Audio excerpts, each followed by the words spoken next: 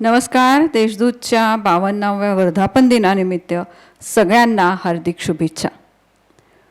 नाशिक काल, आज आणि उद्या याविषयी आपण अनेक मान्यवरांचे विचार ऐकत आहोत. आजच्या शृंखलेत आपण बोलतोय गोदावरीबाबत. आपल्या सगळ्यांच्या जिव्हाळ्याचा हा विषय.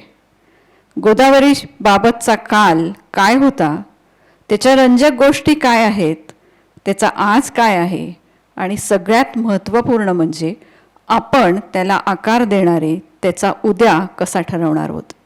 या सगळ्यांवर बातचीत करतायत डॉक्टर प्राजक्ता बस्ते, ज्या मविप्र संस्थेच्या आर्किटेक्चर कॉलेजच्या प्रिन्सिपल आहेत. जलमित्र म्हणून ज्यांचा शासनाने गौरव केला आहे आणि गोदावरीच्या सध्याच्या लढ्यात ज्यांनी खूप महत्त्वाची अभ्यासपूर्ण भूमिका बजावली आहे, त्यांच्याशी बातचीत करतायत आणि या चर्चेत सहभागी होत आहेत राजेश पंडित. गोदावरीचा लढा ज्यांनी उभारला ते नमामि गोदाचे संस्थापक, ज्यांनी गोदावरीसाठी म्हणून अनेक कायदेशीर बाबी आणि तरतुदी या कोर्टामध्ये मांडल्या आणि गोदावरीच्या न्यायिक हक्कासाठी जे आजही लढत आहेत. या दोघांच्या चर्चेतनं हा विषय कसा उलगडतोय ते आपण बघूयात. ऐकूयात आपल्याच गोदावरीची ही या दोघांनी केलेली बातचीत. नमस्कार, मी राजेश पंडित, नमामि गोदा फाउंडेशनचा अध्यक्ष आहे आणि माझ्याबरोबर आज आहेत डॉक्टर प्राजक्ता बस्ते, ज्या आमच्या नमामि गोदाच्या फाउंडेशनच्या सदस्य पण आहेत आणि गोदावरीवरती त्यांचं बरंच मोठं काम आहे, अभ्यास आहे. आज नाशिक काल, आज आणि उद्या मध्ये आज आपण गोदावरीच्या बाबतीत मॅडमशी चर्चा करणार आहोत आणि त्यांचे काय व्ह्यूज आहेत नाशिकच्या. काल काय होतं, आज काय आहे, उद्या काय अपेक्षित आहे आणि त्या अनुषंगाने गोदावरीमध्ये कसं अपेक्षित आहे, आज त्यांच्याशी गप्पा मारण्यासाठी आपण जमलेले आहोत. नमस्कार मॅडम. नमस्कार राजेशजी. मॅडम, आपण या गोदावरीच्या बाबत खूप अभ्यास केलेला आहे, विविध अँगलनी. आपलं डॉक्टरेट पण झालेलं आहे अँड आपण हायकोर्टच्या कमिटीच्या टेक्निकल एक्सपर्ट पण आहात. सो आपल्याला काय वाटतं, म्हणजे काल नाशिक कसं होतं, आज काय आहे आणि उद्या आपल्याला काय अपेक्षित आहे? बेसिकली गोदावरी आहे म्हणून नाशिक आहे. बरोबर आहे. हो. गोदावरीमुळेच नाशिक आहे किंबहुना. तर मग गोदावरीच्या बाबतीत काल काय पोझिशन होती, आज काय आहे आणि पुढे आपल्याला कशी एक्सपेक्टेड आहे या विषयावरती आपण थोडं गप्पा मारूयात. बर. तर या गोदावरीचा जर आपण काल म्हणून असा अभ्यास केला किंवा विचार केला तर त्याची दोन भागांमध्ये आपल्याला विभागणी मुख्यत्वे करता येईल. एक म्हणजे आपला ऐतिहासिक काळ, साधारण 1819च्या आधीचा, ज्याच्यामध्ये पूर्वाइतिहास पण म्हणता येईल, म्हणजे मायथॉलॉजी आणि धार्मिक महत्त्व. आणि एक नंतर आपला इंडिपेंडन्स किंवा 1900च्या नंतरचा काळ, की ज्याच्यामध्ये गोदावरीची बरीच स्थित्यंतरं जी झालेली आहेत ती आपल्याला बघणं गरजेचं आहे. आणि त्या स्थित्यंतरांमध्ये ती होत असताना मानवी वसाहत किंवा नाशिक शहर ते त्याच्याबरोबर कसं जोडलेलं होतं, हे दोन गोष्टी आपण पाहू शकतो. तर ऐतिहासिक काळामध्ये पहिल्यांदा तर धार्मिक महत्त्व, प्रभू रामचंद्रांनी इथे जे शेवटचं राईट्स किंवा हे केलेले आहेत त्यांच्या वडिलांचे, ते एक महात्म्य आहे, पौराणिक महात्म्य आहे. आणि त्याच्यानंतर सगळ्यात मोठी जी स्थित्यंतर आहे ते आहे पेशव्यांच्या काळात झालेलं आहे. दरम्यान मध्यंतरीच्या काळामध्ये, मध्ययुगीन काळामध्ये सतवाहनांचं जे राज्य होतं नाशिकच्या ह्या भागामध्ये, क्षेत्रामध्ये, म्हणजे उत्तर महाराष्ट्रात आपल्याला म्हणता येईल, त्या काळात सुद्धा नाशिक राजधानी म्हणून प्रसिद्ध होतं. आणि आपला पैठण, तगर ते सोपारा हा जो आपला कॉमर्स रूट होता, त्याच्यामध्ये नाशिक ही राजधानी असल्यामुळे तेव्हा बौद्धकालीन ज्या आपल्या निर्मिती इथे झालेल्या आहेत किंवा लेण्या झालेल्या आहेत त्या काळातल्या आहेत. त्यामुळे गोदावरी बरोबर आणखीन एक त्याला एक प्रगतशील शहर म्हणूनही ओळख आपल्याला इतिहासामध्ये प्राप्त झालेली आहे नाशिकला आणि आजूबाजूच्या भूमीला. आणि त्यानंतर पेशव्यांनी नाशिक शहराचा उद्धार केला असं आपल्याला म्हणता येईल किंवा त्याला पुनरुज्जीवन केलं. कारण धार्मिक महात्म्य होतं, सातवाहनांचे आपल्याकडे झालेल्या गोष्टी होत्या आणि त्यांना एका वेगळ्या शहराची गरज असल्यामुळे पुणे व्यतिरिक्त त्यांनी इथे वसाहत वसवली आणि त्याला एक चांगलं स्वरूप दिलं आणि त्याचा एक भौगोलिक अभ्यास करून त्यांनी ही वसाहत बसवली जी गोदावरीशी थेट जोडलेली होती. असा एक आपला कालखंड आणि त्याची विभागणी करता येईल. मॅडम, तुम्ही आता जो उल्लेख केला सगळा तो हिस्टॉरिकल पॉईंट ऑफ व्ह्यूने होता, इतिहासाच्या अँगलने होता. हो, म्हणजे सातवाहन असेल, पेशव्यांचं असेल, परंतु नाशिकचं तसं जे जगभरात नाव आहे ते गंगेची मोठी बहीण गोदावरी, गौतम ऋषी. मग कसं नारद आणि गणपतीजींनी ते कारस्थान करून या साईडचा दुष्काळ पडलेला उद्धारासाठी गोदावरीला जे आणलं, तर त्या पण गोष्टी खूप इंटरेस्टिंग आहेत नाही? म्हणजे आपल्याला त्याच्यातली काय काय माहिती आहे? अशा बऱ्याच गोष्टी आहेत. पहिली तर ही जी तुम्ही म्हणताय ती गौतम ऋषींची आहे की ज्यांनी गोदावरीला ह्या पृथ्वी तलावर आणलं. तर ती गोष्ट अशी आहे की इथे माळरानावर गाय चरत होती आणि ती चरतच राहिली आणि तिला गौतम ऋषींनी एक गवताचं पातं फेकून मारलं आणि ती तिथे मृत झाली. तर हे गोहत्येचं पाप धुण्यासाठी मग त्यांनी जी कठोर तपश्चर्या केली त्या तपश्चर्येमधनं त्यांनी शंकर भगवानांना म्हणजे त्यांना आळवणी करून त्यांची प्रार्थना केली आणि मग ते पाप धुण्यासाठी आणि त्या दरम्यान इथे मोठा दुष्काळही पडलेला होता.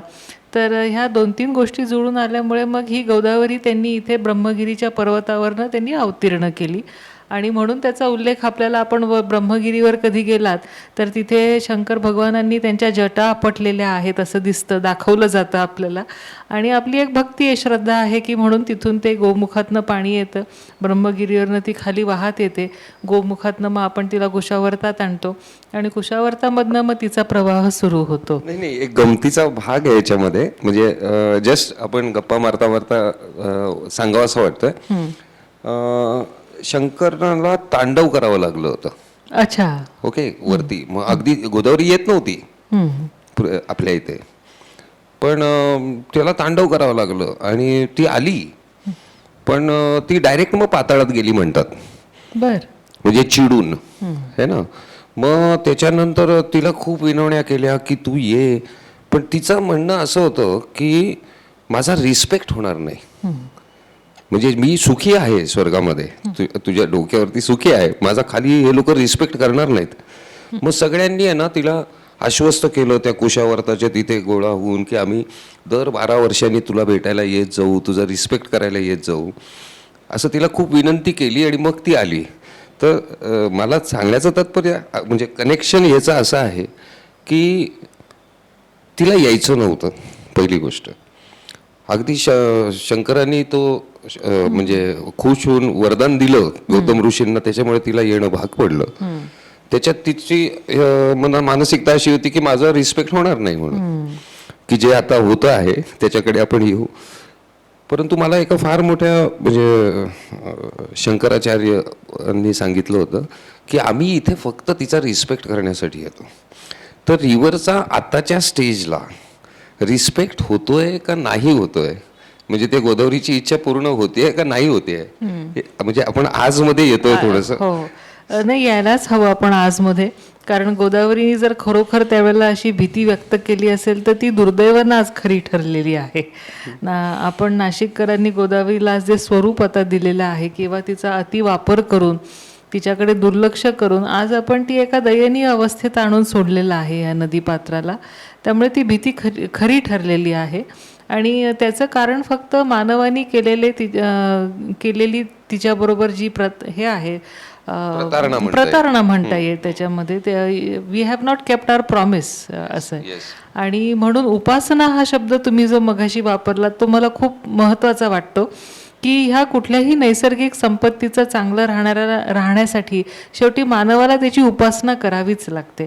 मग ती धार्मिक असो, भक्तीच्या स्वरूपात असतो, कामाच्या स्वरूपात असो, संवर्धनाच्या स्वरूपात असतो, ती शेवटी एक उपासना असते.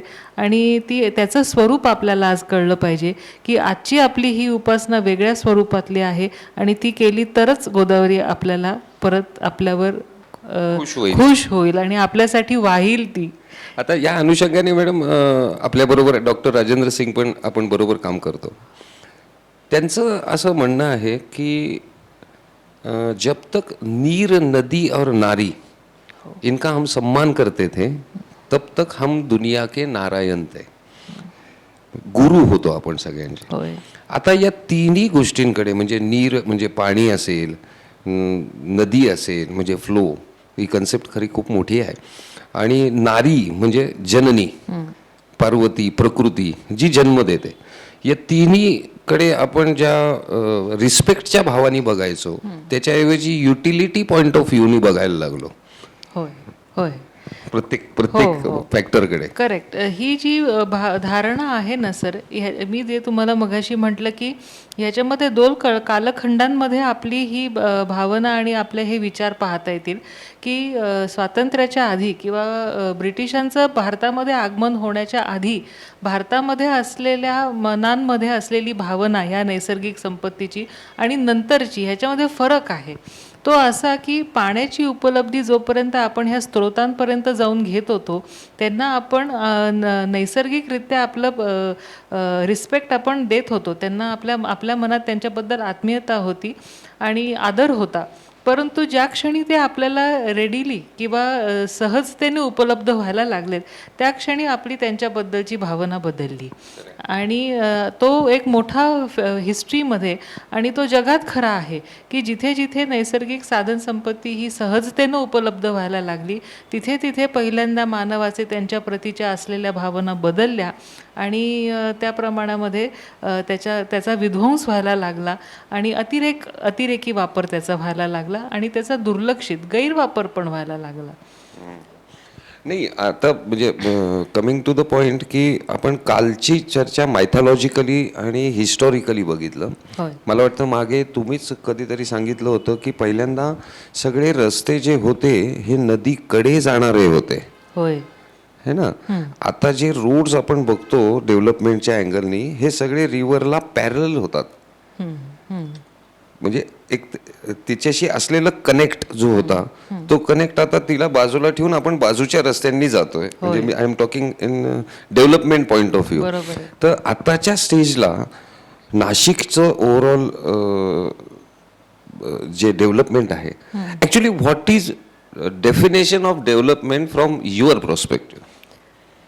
माझ्या मते डेव्हलपमेंट किंवा विकास हा नैसर्गिक साधन संपत्तीला धरून त्यांच्या नैसर्गिक क्षमतेनुसार होणारा जो विकास आहे त्याला आपण विकास म्हणू शकतो. याचा अर्थ असा नाही की माणसांनी प्रगती आणि विकास करू नये. पृथ्वीचा आणि मानवाचा जर आपण इतिहास आणि प्रगतीचं हे पाहिलं 10,000 वर्षाचा आपण जर कालखंड मागे घेतला तर आपण निसर्गाबरोबरच जगलेलो आहोत. माणसाला निसर्गाबरोबर जगता येतं आणि निसर्गही आपल्याबरोबर राहू शकतो. परंतु हाव आणि अतिरेक ह्या दोन गोष्टी जर आपण टाळल्या आणि किंवा जास्त जरी तुम्हाला लागलं तरी निसर्ग द्यायला तयार आहे पण आपण निसर्गाला परत नाही देत आहोत. आता जे परत देणं जे आहे ते आपल्याला करायला पाहिजे जे आणि आपण गोदावरी साठी करायला म्हणजे nature can fulfil your need but it cannot fulfil your greed असं जे आहे. आणि now the people have become greedy. Yes. एक छोटीशी गोष्ट आठवली तुम्हाला. आपण जे म्हणत होतो की ह्या नैसर्गिक साधन संपत्तीकडे आपण कसं पाहायला पाहिजे. आता गोदावरीचा विषय निघालाय म्हणून सांगते. तर हा व्हिक्टोरिया ब्रिज जेव्हा ब्रिटिशांनी बांधला यातायात होण्यासाठी 2 तटांवरची, तर बरेच वर्ष इथले जे रहिवासी होते ते ह्या ब्रिज ओलांडताना पायामध्ये चप्पल घालून तो ब्रिज ओलांडायचे. तर कारण आपण नदीला ओलांडून जातोय आणि आपल्या पायांचा स्पर्श त्या नदीतल्या पाण्याला होऊ नये आता ब्रिज एका पातळीवर, नदीचं पाणी एका ह्याच्यावर, तरीसुद्धा ही जी मनात रुजलेली भावना होती की नदीला ओलांडता आपण चप्पल न घालता ती नदी ओलांडली पाहिजे, ती इतकी स्ट्रॉंग होती की तो ब्रिज होऊनही आपण बरेच वर्ष इथले रहिवासी तसा ब्रिज ओलांडत होते. अच्छा अच्छा. त्यामुळे आपण जे म्हणतो की आपण रिस्पेक्ट किती पद्धतीनं देतो, तर इतकी साधी गोष्ट आहे. आज आपण विचार करा, आज आपण कुंडांमध्ये जर गेलो, आजही सिंहस्थाला किंवा रोजच्या ह्याच्यासाठी गेलो, आज आपणही असे वागत नाही. ओके. आपण कुंडांपर्यंत चप्पल घालून जातो, पण त्यावेळेला जेव्हा हा ब्रिज नव्हता आणि एक मानव निर्मित घटना त्या नदीवर होत होती आणि ती नदी ओलांडायची होत होती, तेव्हा आपण चप्पल काढून त्या ब्रिजवरनं प्रवास करत होतो. येस. आता मला मॅडम सांगा की गोदावरीला आता या डेव्हलपमेंटच्या याच्यामध्ये प्रोसेसमध्ये किंवा ज्यावेळेला आपण गंगापूर डॅममधनं आता पहिल्यांदा इथे पंपिंग स्टेशनच्या इथनं लिफ्टिंग होत होतं, नंतर सीवेज वगैरे हे जे इश्यूज होते, तर आता जसजसा काळ बदलत चालला तसतसं गोदावरीचे नेमके आपण स्टडी केलेले आपल्या अँगलनी प्रॉब्लेम्स काय काय आपल्याला वाटत आहेत आत्ताच्या स्टेजला? आत्ताच्या स्टेजला आपला नक्कीच प्रॉब्लेम आहे, तो आहे सुवेज डिस्पोजलचा आहे. आपल्या शहरातनं जे सगळा मैला जो तयार होतो आणि जो एका ठिकाणी नीट जमा झाला पाहिजे, त्याच्यावर त्याचं मलनिस्सारण जे झालं पाहिजे, त्याच्या यंत्रणा आपल्याकडे कमी आहेत, पहिली गोष्ट. दुसरी म्हणजे हे मलनिस्सारण वाहून नेण्यासाठी ज्या लाईन्स आहेत त्यांचा एक प्रॉपर मेंटेनन्स आपण करायला पाहिजे. त्या जागोजागी ज्या फुटलेल्या आहेत, ज्या ठिकाणी त्या झालेल्या नाही आहेत, त्या ठिकाणी त्या नीट बांधणे आणि बांधून झाल्यावर मेंटेन करणं हा पहिला आपला प्रॉब्लेम आहे. मी याच्यामध्ये मी जस्ट तुमच्या ह्याच्यात ॲड ऑन करतो होय. की पहिली गोष्ट तर ब्रिटिशांनी हा विषय आणला की बनारसला फर्स्ट STP जो झाला तो बनारसला आला आणि त्यांच्या डोक्यातलं ते गणित होतं की गंगा ही आस्थेचा विषय आहे, तर गंगेमध्ये आपल्याला जर यांची राज्य करायचं असेल तर त्या आस्थेला आपल्याला टच करावं लागेल. नाही तर पहिल्यापासून तर आपला कन्सेप्ट रिव्हर अँड सीवर सेपरेट होती. ओके. आणि त्यांच्या डोक्यात ते त्यावेळेचे 25 लाख रुपये 1932 साली त्यांनी ब्रिटिश पार्लमेंटने मंजूर केले होते आणि ती कंडिशन टाकली होती की ती सगळं शहराचं आपण सिवेज एकत्र करून ते ट्रीट करून नदीमध्ये टाकावं. त्याला मदन मोहन मालवीयांनी अपोज केला होता, पण नंतर त्या काळातल्या लोकांनी असा विचार केला की आता ब्रिटिश तर जाणारच आहेत, आता पैसे घेऊन टाकू, डेव्हलपमेंट करून घेऊ आणि नंतर ते STP काढून टाकू. ते आजपर्यंत निघतातच आहेत. म्हणजे ते त्याच्यानंतर पूर्ण भारतभर झाले. आपल्याकडे डिसेंट्रलाइज सिस्टम होती, परंतु त्यांनी ती एकत्र करून आणली. आता त्यात हे जे प्रॉब्लेम्स आहेत, परत अंडरग्राऊंडचे खालच्या दोन ज्या जमिनीच्या खालच्या लाईन्स आहेत त्यांचं इंटरमिक्सिंग, मग स्टॉर्म वॉटरमध्ये सिवेज जाणे, सिवेजमध्ये स्टॉर्म वॉटर जाणे, या गोंधळ आता आपण त्या आपल्या केसमध्ये बरोबर बघतोच आहोत. सिवेज हा एक विषय झाला, पण फ्लॅश फ्लड्स फ्लॅश फ्लड्सच्या बाबतीत, एन्क्रोचमेंटच्या बाबतीत, आपण बायोडायव्हर्सिटी पार्कचे पण काही कन्सेप्ट, आपण रिव्हर फ्रंट डेव्हलपमेंट बद्दल, तर या अँगलनी सिमेंट, स्टील, कॉन्क्रीट किती वापरावं नाही वापरू या अँगलनी थोडंसं जर सगळ्यांना ऐकणाऱ्यांना सांगितलं तर. फ्लॅश फ्लड्स हा महत्त्वाचा विषय आहे आणि हा कुठल्याच शहरामधनं वाहणाऱ्या नदीला कुणालाही चुकलेला नाही आहे. आज अगदी तुम्ही जर्मनीतलं जरी उदाहरण पाहिलं, जिथे मागच्या आठवड्यात फ्लड झालेले आहेत, तर एवढ्या प्रगत झालेल्या देशामध्ये आपल्याला ह्याची पहिल्यांदा सूचना न मिळणे की असा आपल्या नदीत फ्लड येऊ शकतो, शिवाय तो इतका डिव्हास्टेटिंग असू शकतो. म्हणजे निसर्गाला त्याची स्वतःची एक जेवटी जागा आहे आणि त्यावर आपण पूर्णपणे नियंत्रण करूच शकत नाही, हे आपल्याला ह्याच्यावरनं दिसतं. तर गोदावरीचा आणि नाशिकचा विचार करता की शहराचं विस्तारीकरण झालेल्यामुळे काय झाले की तिचा जो कॅचमेंटचा परिसर आहे हा आपण कमी केलेला आहे आणि शिवाय तिची वॉटर होल्डिंग कपॅसिटी आहे, जी भूजल धारणा तिची व्हायला पाहिजे, ज्याच्यामुळे आपल्याला 25% रिलीफ मिळतो. हा पाणी वरचेवर वाहून येण्याचा जो आपल्याला आधार मिळतो, तो आधार आपण तिचा काढून घेतलेला आहे. त्यामुळे दोन पद्धतीनं जर आपण तिच्यामध्ये पडणाऱ्या पाण्यामध्ये जर आपण भरच टाकणार असू तर आपल्याला फ्लॅश फ्लड्स हे फेस करावे लागणार आहेत. ही पहिली गोष्ट. दुसऱ्या, आपल्या गोदावरीवरच्या बाजूला जी धरणं झालेली आहेत त्यांच्यामध्ये मूळ क्षमता जी साठवण्याची होती, त्यांची पाणी साठवण्याची जी मूळ क्षमता होती, ती मूळ क्षमता आता 50 वर्षांना आपण तपासून बघायची गरज आहे. कुठल्याही पाणी साठवण्याच्या जागेचं कालांतरानं डेप्थ कमी होणं, त्याच्यामध्ये गाळ जमणं, ह्या नैसर्गिक गोष्टी आहेत आणि त्या जर आपण तपासून पाहिल्या तर आपल्याला त्यांच्या क्षमता वाढवता येतील.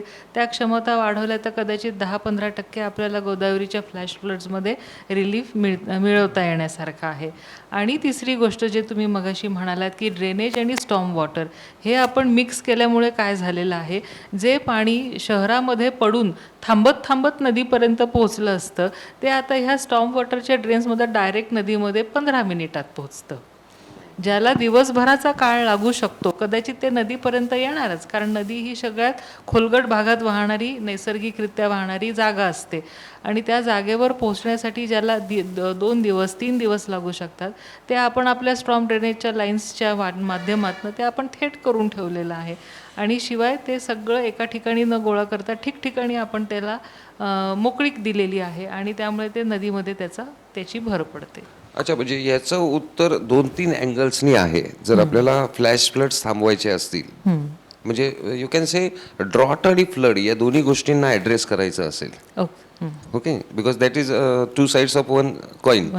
ओके सर, त्यावेळेला आपण म्हणजे सर्वात जास्ती महत्त्व डिसिल्टेशन म्हणजे कपॅसिटी वाढवणे, सेकंड इज जमिनीत मुरणं गरजेचं आहे, म्हणजे रूफटॉपवर पडणारं पाणी हे आपल्या जो कायदा तर आहे ग्राउंड वॉटर रिचार्ज है ना, जे आता आपण चालूच केलेलं आहे एकत्रित माय वॉटर बँक कन्सेप्ट, तर ती रूफटॉपवर पडणारं पाणी हे कशा पद्धतीने तुमच्या बोरवेलमध्ये अथवा तुमच्या जमिनीमध्ये जाईल.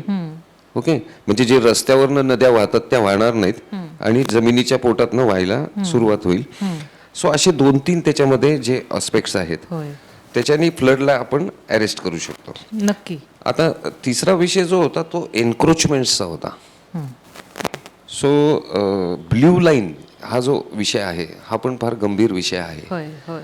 सो फ्लड प्लेन्स बद्दल जर आपण थोडंसं. फ्लड प्लेन्स म्हणजे ह्या नदीचे ना श्वास घेणारे फुफ्फुसं असतात फ्लड प्लेन्स आणि त्यांचं प्रोटेक्शन आपल्याला करणं फार गरजेचं आहे. आर्किटेक्चरच्या क्षेत्रामध्ये असल्यामुळे मी एक साधं उदाहरण देते की कुठलीही इमारत बांधताना एखाद्या रिकाम्या जागेमध्ये आपण त्या इमारतीच्या सगळ्या बाजूनी जागा सोडलेली असते. तर ती का आपण सोडतो की त्या इमारतीमध्ये राहणाऱ्या रहिवाशांना स्वच्छ ऊन, हवा, वारा, खेळता वारा मिळावा म्हणून आपण त्या जागा सोडलेल्या असतात.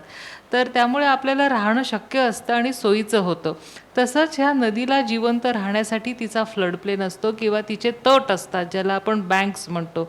आणि हे बँक्स जर सुरक्षित ठेवले तर आपले 50% नद्यांचे प्रॉब्लेम्स, मग ते बायोडायव्हर्सिटी रिस्टोरेशन असो, सिल्टेशन असो, गाळ असो किंवा त्याच्यामध्ये आणखीन वेगळ्या ज्या बायोलॉजिकल प्रोसेसेस होतात त्याचा बेनिफिट आपल्याला मिळतो. त्यामुळे बँक प्रोटेक्शन हे ब्लू लाईन आणि रेड लाईनमध्ये जे असतं ते आपण करणं गरजेचंच आहे. येस, आपण आता याच्याबद्दल बोललो मॅडम, फ्लड प्लेनबद्दल. तर आता फ्लड प्लेनमध्ये तुमच्या हिशोबाने कसं काम व्हायला पाहिजे, म्हणजे फ्लड प्लेन कसे कन्स्ट्रक्ट व्हायला पाहिजेत दॅट कॅन बी आपण ते मॉडेल म्हणून शो करू शकू सगळ्यांना. रिव्हर फ्रंट डेव्हलपमेंट कशा अँगलनी केलं तर त्यांनी समाजाचंही नुकसान होणार नाही आणि नदीचंही नुकसान होणार नाही. फ्लड प्लेन मॅनेजमेंटचा जर आपण आता विषय घेतला तर गोदावरीचं हे जे खोरं आहे जे त्रिंबकपासनं खाली उतरतं, चांभार लेणं आहे इकडच्या बाजूला, पांडव लेणं आहे, तर ह्याला आपल्याला त्याचा अपर रिजन म्हणता येईल. तर ह्या खोऱ्यामध्ये चांगलं प्लांटेशन करणं हा पहिला त्याच्यातला पर्याय आहे. दुसरं, जमिनीमध्ये पाणी मुरवणं आणि जमिनीतले प्रवाह नीट ठेवणं हा दुसरा पर्याय, दुसरं सजेशन आहे. तिसरं, ह्या सगळ्या खोऱ्यामध्ये जे छोटे छोटे नाले, ज्या उपनद्या आहेत, समजा आपण नदीच्या ज्या म्हणतो, त्या उपनद्यांना जिवंत ठेवणं आणि नैसर्गिक अवस्थेत ठेवणं हे आपल्याला आवश्यक आहे. आज बऱ्याचशा पाश्चात्य देशांमध्ये जिथे ह्या अशा छोट्या नदी नाल्यांवर ज्या उपनद्या असतील, नैसर्गिक स्रोत येते जिथून खरं नदीचा प्रवाह त्या पाण्याला येऊन मिळतो, त्यांचं पुनरुज्जीवन करून त्या रिस्टोअर करण्यात आलेल्या आहेत. तर त्या आपण जर रिस्टोअर केल्या किंवा त्या प्रोटेक्ट केल्या असे हे छोटे छोटे नदी नाले, तर आपलं नदीचं फ्लड प्लेन मॅनेजमेंट त्याच्यामध्ये होऊ शकतं. रिव्हर फ्रंट डेव्हलपमेंटच्या बाबतीत कसं असावं? रिव्हर फ्रंट डेव्हलपमेंटमध्ये राजेशजी आपल्याला भाईजींनी सांगितलेलं आहे, राजेंद्र सिंगांनी सांगितलं आहे की पहिल्यांदा ह्या ब्लू लाईन्स आणि रेड लाईन्सचं चिन्हांकन करा. तुम्ही आज मला सांगा, कुठल्याही ठिकाणी जाऊन आज आपण गोदावरीमध्ये हे पाहू शकतोय का, इथे ही ब्लू लाईन म्हणजे ही एवढी नदीची पातळी आहे, ही रेड लाईन म्हणजे इथे हा 25 वर्षात आलेल्या पुराची ही पातळी आहे. हे आज आपल्याला नागरिकांना सुद्धा जिथे सांगता येत नाही आहे, तिथे आपण ह्या नदीच्या एवढ्या सेन्सिटिव्ह गोष्टीबद्दल आपण अवेअर नाही आहोत. तो फक्त कागदावर आलेली माहिती आहे, ती प्रत्यक्षात आपण उतरवणं पहिल्यांदा गरजेचं आहे. आणि मग ह्या ब्लू लाईन आणि रेड लाईनमध्ये काय काम होऊ शकतं याच्याबद्दल आपण एक नियमावली नीट करायला हवी आहे. ती नियमावली अशी असायला पाहिजे की ती नदीला संवर्धक नियमावली आपण असायला पाहिजे आणि मानव निर्मित घटना त्याच्यामध्ये मिनिमम किमान असल्या पाहिजेत त्याच्यामध्ये. ओके, आता मॅडम आपण याच्याकडे जाऊयात. आतापर्यंत आपण बघितलं, आपण हिस्टॉरिकल अँगल घेतला, काल काय होतं, आज काय पोझिशन आहे. आता जर समजा आपल्याला नाशिकला हेल्दी राहायचं असेल, हॅपीनेस इंडेक्सवर वर्कआउट करायचं असेल, तर हॅपीनेस इंडेक्सवर वर्कआउट करताना natural resources must be happy, तर आपण हॅपी राहू शकतो. सो या अँगलनी गोदावरीच्या दृष्टिकोनातनं जर समजा आपल्याला उद्या असं एक 3 वर्षामध्ये किंवा 5 वर्षामध्ये 20 वर्षामध्ये ॲक्शन प्लॅन साधारणतः काय असायला पाहिजे, कुठल्या कुठल्या पॉइंटर्सवरती तुमच्या मनात आहे की तो काम व्हायला पाहिजे, जेणेकरून आपण त्याचा एक ॲक्शन प्लॅन बनवू शकतो. उद्या गोदावरी कशी एक्सपेक्टेड आहे आपल्याला? ओके, तर ह्याचे आपण जे आपल्याला दर्शनी भागात दिसतील आणि जे दिसणार नाहीत असे 2 प्रकारचे ॲक्शन प्लॅन्स करायला पाहिजेत. कारण नदी आपली ही गोदावरी जी आहे ही नुसती वरून वाहणाऱ्या प्रवाहावर अवलंबून नाही आहे, ती जमिनीतनं येणाऱ्या प्रवाहांवर पण अवलंबून आहे. तर वर आपल्याला नदीचा आनंद घेण्यासाठी आज नाशिकमध्ये ज्या ठिकाणी अजून काहीही डेव्हलपमेंट झालेली नाही आहे, तिथे आपण चक्क नैसर्गिक पद्धतीनं तिचे तट नीट संरक्षित करणं, त्या पद्धतीनं त्यांना डेव्हलप करणं ही आपली प्राईम जबाबदारी आहे. आणि मग त्याला आपण वेगवेगळे नॅचरल पार्क्स म्हणू शकतो, बायोडायव्हर्सिटी पार्क्स म्हणू शकतो, रिव्हर बँक रिस्टोरेशन म्हणा, स्टॅबिलायझेशन म्हणा, अशा अनेक प्रकारच्या पद्धतीनं आपण तिची नैसर्गिक अवस्था तशी ठेवणं आपल्याला गरजेचं आहे. ही पहिली गोष्ट. दुसरी की आपल्याला तिचं ग्राउंड वॉटर रिस्टोरेशन जे आज आपलं कमी होत चाललेलं आहे किंवा नाही होऊ शकत येणाऱ्या काळामध्ये, त्याच्याबद्दल आपण जागृत असायला पाहिजे. कारण ही नदी काळ्या खडकातनं वाहणारी आहे. ही आपल्याकडे महाराष्ट्रात पडणारा पाऊस वर्षातनं 2 किंवा 2.5 महिने पडणार आहे आणि त्या पाण्यावर ही जगणारी नदी नाही आहे. परंतु ही भूजलावर निर्मित जगणारी नदी असल्यामुळे सुद्धा काही प्रमाणात त्याच्या रेस्टोरेशनसाठी काम करायला हवं. एक छोटं उदाहरण मी तुम्हाला देऊ शकते की पूर्ण जगभरामध्ये पर्यावरणासाठी काय इनिशिएटिव्स घेतले जाऊ शकतात याचं एक आत्ता लंडनमध्ये एक लंडन बिनाले म्हणून प्रदर्शन असतं, त्याला एन्व्हायरमेंटल आर्किटेक्चर टायटल असतं. तर अशा त्यांनी आयडियाज मागवलेल्या होत्या की ज्याच्यामध्ये त्या आयडियाजचं जर आपण अवलंबन केलं तर पर्यावरण सस्टेनेबल किंवा पर्यावरणासाठी त्या पूरक होऊ शकतात. तर आपण हा इथला जो ग्राउंड वॉटर रेस्टोरेशनचा जो एक उपक्रम आहे की कुंडांमधलं जर पाणी आपण आज पुनरुज्जीवित केलं तर आपली नदी खळाळती होऊ शकते, ह्या आयडियाला त्या लंडन बिनालेमध्ये शोकेस करण्यात आलेलं होतं. तर त्यामुळे साधी आणि सोपी गोष्ट असते जी आपल्या पूर्वजांनी केलेली आहे. म्हणून हे टायटल मला आज खास आवडलं की गोदावरी ही आज आपल्याला समजून घेताना उद्यासाठी आपल्याला तिचा काल माहीतच पाहिजे. क्या बात. तो काल माहीत असेल तर आपण आज काम करू शकतो आणि ते उद्यासाठी आपल्याला लागू करता येऊ शकतं आणि ते आपल्याला मागच्या आपल्या कालमधनं उत्तरं अशीही मिळतात. तर ह्या 2-3 पद्धतीनं गोदावरीचं पुनरुज्जीवन उद्यासाठी होणं आपलं गरजेचं आहे. ओके, आता मॅडम आपण याच्याकडे आलोय उत्तरार्धात संपवण्याकडे. एक पॉइंट फक्त मिसिंग होता जी पॉझिटिव्ह डेव्हलपमेंट आहे, म्हणजे गेल्या 10-12 वर्षापासून आपण जे काम करताना आपल्या लक्षात आलं होय. की आता फॉर एक्झाम्पल एकेकाळी 95% गणपती नदीत येत होते, करेक्ट. आता 99% गणपती नदीत येत नाहीत. म्हणजे समाज आपल्या बरोबर येऊ लागलेला आहे आणि जोपर्यंत सोसायटी डिसाईड करत नाही तर आपल्या ज्या काही आता संकल्पना आहेत भविष्य काळासाठी, म्हणजे ग्राउंड वॉटर रिचार्ज असेल किंवा रिस्टोरेशन ऑफ रिव्हर असेल, याच्यामध्ये आपले हे जर सगळे श्रोतेवर्ग आपल्याबरोबर जॉईन झाले आणि त्याला एक मुवमेंटचं स्वरूप जर आलं तर मला वाटतं आपलं स्वप्न पूर्ण व्हायला काही हरकत नाही आहे. नक्की नक्की. आज आपण प्राजक्ता मॅडमना गोदावरीच्या संदर्भामध्ये, काल नाशिकच्या संदर्भामध्ये, काल काय होतं, आज काय आहे, उद्या काय एक्सपेक्टेड आहे, त्या अनुषंगाने गोदावरीची परिस्थिती आपण समजून घेतली. थँक्यू मॅडम, आज आपण इथे धन्यवाद. आलात मला आणि आम्हाला संधी सगळ्यांना भेटलात. थँक्यू.